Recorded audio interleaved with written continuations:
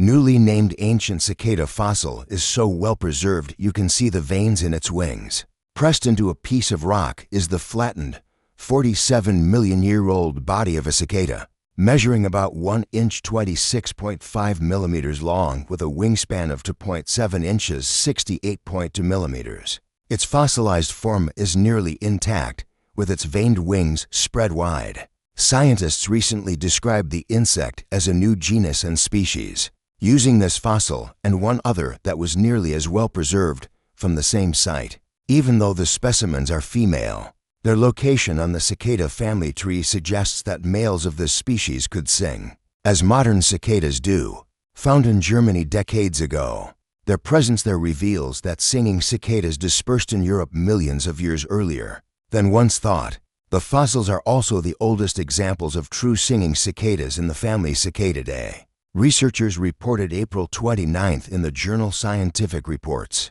Most modern cicadas belong to this family, including annual cicadas that appear every summer worldwide, as well as broods of black-bodied and red-eyed periodical cicadas, which emerge from May to June in eastern North America in cycles of 13 or 17 years. Brood 14, one of the biggest broods, emerges across a dozen U.S. states this year. Cicadas are found on every continent except Antarctica, and there are more than 3,000 species. The fossil record for insects in general is abundant in just a few dozen locations, and while modern cicada species are numerous today, paleontologists have documented only 40 for Cicadae fossils. The earliest definitive fossil of a singing cicada was discovered in Montana and dates from 59 million to 56 million years ago, said lead study author Dr. Hu Zhang, a paleontologist and researcher with the Bonn Institute of Organismic Biology at the University of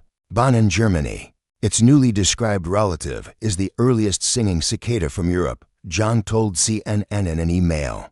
Because the body structures of the European fossils were so well preserved, scientists were able to assign the ancient insect to a modern tribe of cicadas called Platyplerini, which is today primarily distributed in tropical and subtropical regions of sub-Saharan Africa and Asia, but is absent from Europe, Zhang said. Prior research suggested that this lineage evolved in Africa about 30 million to 25 million years ago and dispersed from there, according to Zhang. This fossil pushes back the known fossil record of sound-producing cicadas in the tribe Platyplerini by approximately 20 million years, indicating that the diversification of this group occurred much earlier than previously recognized, the researcher added. The discovery hints that this group of cicadas evolved more slowly than prior estimates from molecular data proposed, said Dr.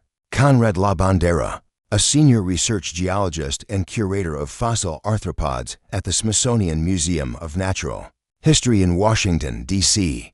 This suggests that older fossils of the Platyplerini are yet to be discovered, said Labandera, who was not involved in the research. Such discoveries would assist in providing better calibrations for determining a more realistic evolutionary rate. Lake burial researchers named the cicada Platypleurum messelensis.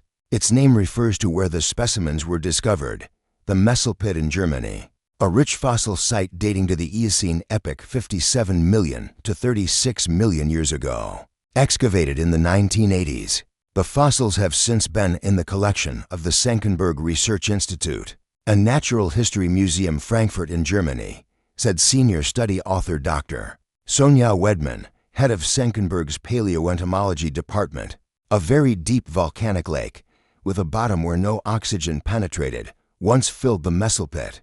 That environment created ideal conditions for fossilization, and fine-grained sediments from this former lake bed hold a variety of Eocene life, Wedman told CNN in an email.